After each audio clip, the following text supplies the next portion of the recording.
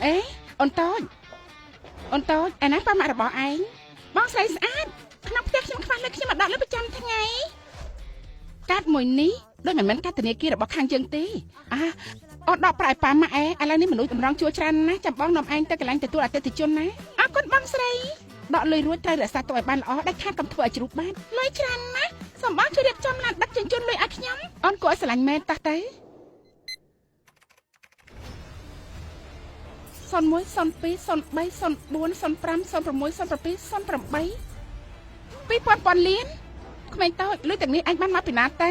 អញ្ចឹងរំខានបងស្រីជួយដកឲ្យខ្ញុំតិចមកណា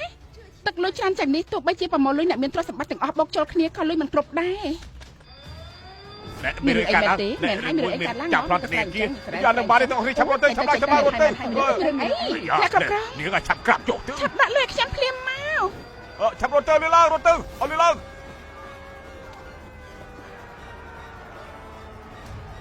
មានរឿងអីណាប្តឹងប៉ូលីសចោលហើយណា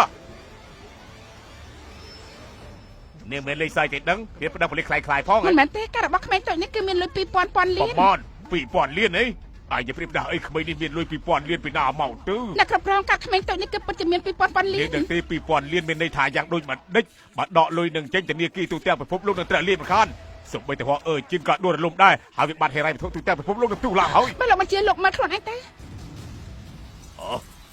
រី10,000រំខានលោកជួយដកលុយឲ្យខ្ញុំបន្តិចមកតើនេះជាស្ដេចអធិរាជមែនទេលើគេនិយាយថាទូទាំងពិភពលោកមានតែកាតមួយនឹងទេដែលអាចរក្សាលុយទូទាំងពិភពលោកបានអាចមកកាតនេះឲ្យបានមកពីណាឲ្យឆាប់ប្រាប់យើងមកមើលវាគឺជារបស់ខ្ញុំនឹងហើយមិនអាចទេក្មេងតូចម្នាក់មិញអាចមានលុយច្រើនដល់ថ្នាក់នឹងទៅលេខសើចទៅដឹងទាំងអស់គ្នាដឹងទេថាខាត់បោកកម្លាំងប៉ូលីសប៉ុណ្ណាទៅសូមស្ដាប់មហាស្ថេរអត្តកម្បាំងបំផុតដែលត្រូវគេសង្ស័យថាបានបង្កឲ្យមានវិបត្តិផ្នែកហិរញ្ញវត្ថុ17ឆ្នាំមុនបានបង្ហាញខ្លួនហើយទាំងអស់គ្នាទៅកាន់ធនាគារមួយជើពេញធនាគារមួយជើពេញទីកន្លែងនេះហើយតា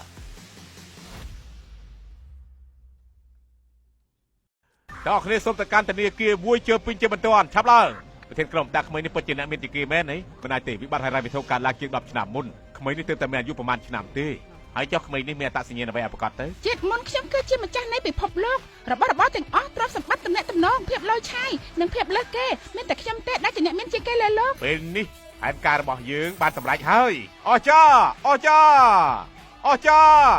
ឆាប់យកលុយមកឲ្យខ្ញុំម៉ាក់ខ្ញុំប្រចាំខ្ញុំនៅផ្ទះណោះ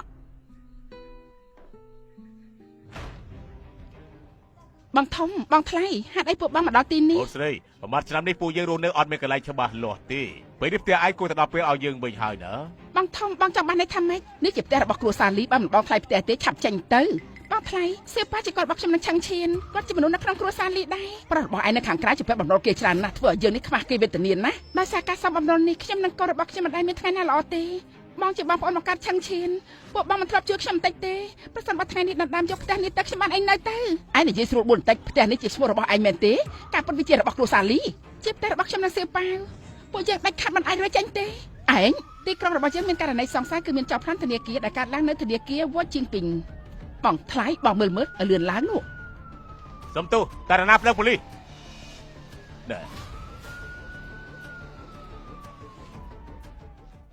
ក្មេងនេះមើលទៅដូចជាធ្លាប់ជួបនៅកន្លែងណានេះជាសៀវប៉ាកូនរបស់នាងនឹងហើយម៉ោងនេះជាម៉ោងសិក្សាមិនគិតទៅសាលាអីទេរត់ទៅធនាគារធ្វើជាចោរប្លន់នេះឆ្លងកាត់ការប្រឹងប្រែងរបស់ខ្ញុំទីបំផុតថតបានហើយឆាប់ដំបងបំផុតឆាប់ចូលលុយមកឲ្យខ្ញុំមកអូនស្រីនេះជាអ្វីដែលឯងមានមោទនភាពចំពោះកូនឯងហ៎សៀវប៉ាវនោះសៀវប៉ាវជួបបញ្ហាហើយសៀវប៉ាវ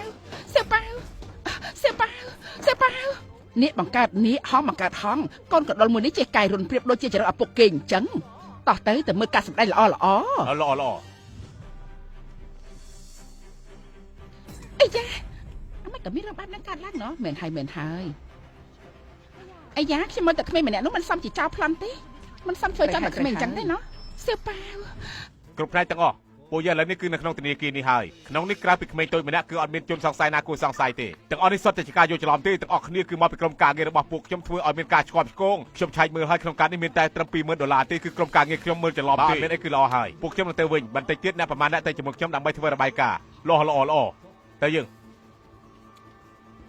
ទាំងអស់គ្នាបំបាយគ្នាចុះថ្ងៃនេះគ្រប់ផ្នែកទាំងអស់ត្រូវបានបិទជាបណ្ដោះអាសន្នសិនហើយពួកយើងខ្ញុំក៏សូមអធិស្ឋានផងណ៎នាងប្តឹងប៉ូលីសហ៎មិនមែនទេអ្នកគ្រប់គ្រងគឺថាក្នុងការរបស់គេពិតជាមានលុយ2000លានមែនខ្ញុំមិនត្រូវបានបណ្ដឹងចេញហើយ